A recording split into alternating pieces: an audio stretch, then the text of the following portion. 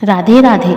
मान्यता है कि एकादशी व्रत करने से भगवान विष्णु का साधक पर हमेशा आशीर्वाद बना रहता है, साथ ही पाप कर्मों का भी नाश होता है। ऐसे में जानते हैं इस साल एकादशी की तिथि, मुहूर्त और पारण समय तथा कथा। सफला एकादशी पौष माह के कृष्ण पक्ष की 11वीं तिथि के दिन मनाई जाती है। इस दिन साधक भगवान विष्णु की सच्चे मन से पूजा अर्चना और व्रत करते हैं। मान्यता है कि एकादशी का व्रत करने से भगवान विष्णु का साधक पर हमेशा आशीर्वाद बना रहता है, साथ ही पाप कर्मों का भी नाश होता है।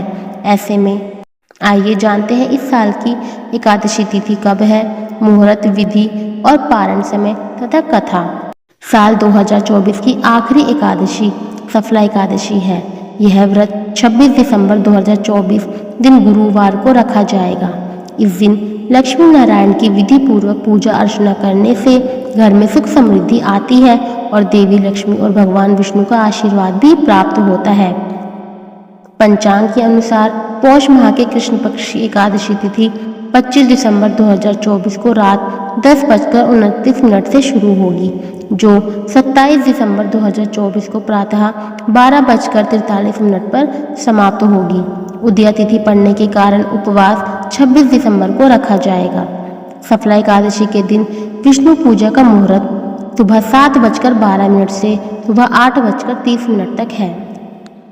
सफला एकादशी का पारण 27 तारीख को सुबह 7:17 से सुबह 9:16 पर किया जाएगा। सफला एकादशी की पूजा विधि: पहले सुबह स्नान करके स्वच्छ हो जाएं। इसके बाद भगवान विष्णु के मंत्रों का जाप करें, ओम नमो भगवते वासुदेवाय नमः। इसके बाद सफला एकादशी व्रत की कथा सुने या पढ़ें। फिर आप भगवान विष्णु को नैवेद्य अर्पित करें। पूजा के बाद ब्राह्मणों को भोजन और दान देने का विशेष महत्व है। एकादशी के दिन रात्रि को जागरण करके भगवान विष्णु के भजन, कीर्तन और पूजा करें। इससे घर की ऊर्जा सकारात्मक होती है। सफला एकादशी व्रत कथा। महाराज युधिष्ठिर ने पूछा, हे जनार्दन, पौष कृष्ण एकादशी का क्या नाम है? उस दिन कौन से देवता का पूजन किया जाता है और उसकी क्या विधि है? कृपया मुझे बताएं।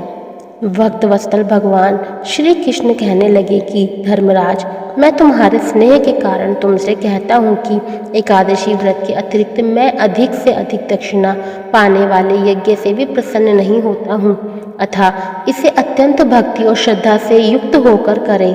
हे राजन, द्वादशी युक्त पौष कृष्ण एकादशी का महात्म्य तुम एकाग्रचित होकर सुनो। इस एकादशी का नाम सफला एकादशी है। इस एकादशी के देवता श्री नारायण हैं। विधि पूर्वक इस व्रत को करना चाहिए। जिस प्रकार नागों में शेषनाग, पक्षियों में गरुड़, तब ग्रहों में चंद्रमा, यज्ञों में अश्वमेध और देवताओं में भगवान विष्णु श्रेष्ठ हैं, इसी तरह सब व्रतों में एकादशी का व्रत श्रेष्ठ है। जो मनुष्य सदैव एकादशी का व्रत करते हैं वे मुझे परम प्रिय हैं। अब इस व्रत की विधि मैं कहता हूँ। मेरी पूजा के लिए ऋतु के अनुकूल फल, नारियल, नींबू, नैवेद्य आदि 16 वस्तुओं का संग्रह करें। इस सामग्री से मेरी पूजा करने के बाद रात्रि जागरण करें। इस एकादशी के व्रत के समान यज्ञ, तीर्थ, दान, तप तथा और कोई दूसरा व्रत नहीं है। 5000 वर्ष तप करने से जो फल मिलता है उससे भी अधिक सफला एकादशी का व्रत करने से मिलता है। हे राजन, आप इस एकादशी की कथा सुनिए। चंपावती नगरी में एक महिष्मान नाम का राजा राज्य करता था। उसके 4 पुत्र थे। उन सब में लुम्पक नाम वाला बड़ा राजपुत्र महापापी था। वह पापी सदा पर स्त्री और वैश्यागमन तथा दूसरे बुरे कामों में अपने पिता का धन नष्ट किया करता था। सदैव ही देवता, ब्राह्मण, वैष्णवों की निंदा किया करता था।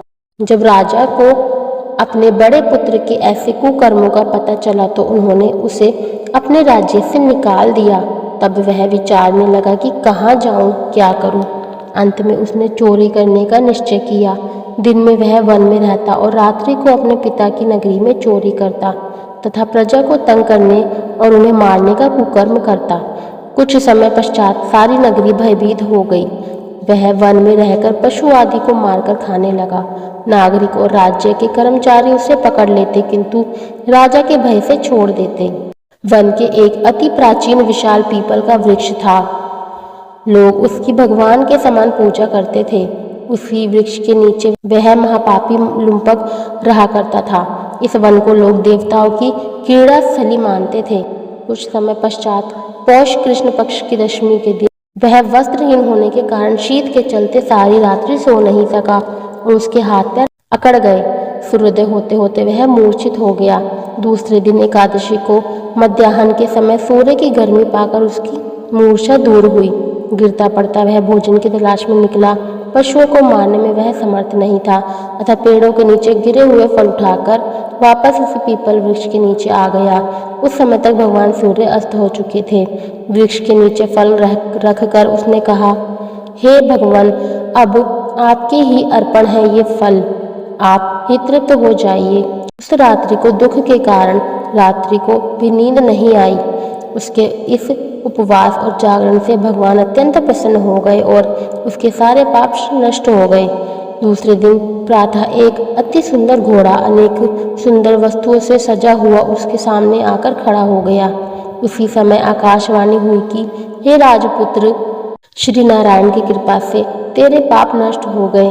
अब तू अपने पिता के पास जाकर राज्य प्राप्त कर। ऐसी वाणी सुनकर वह अत्यंत प्रसन्न हुआ और दिव्य वस्त्र धारण करके भगवान आपकी जय हो कहकर अपने पिता के पास गया।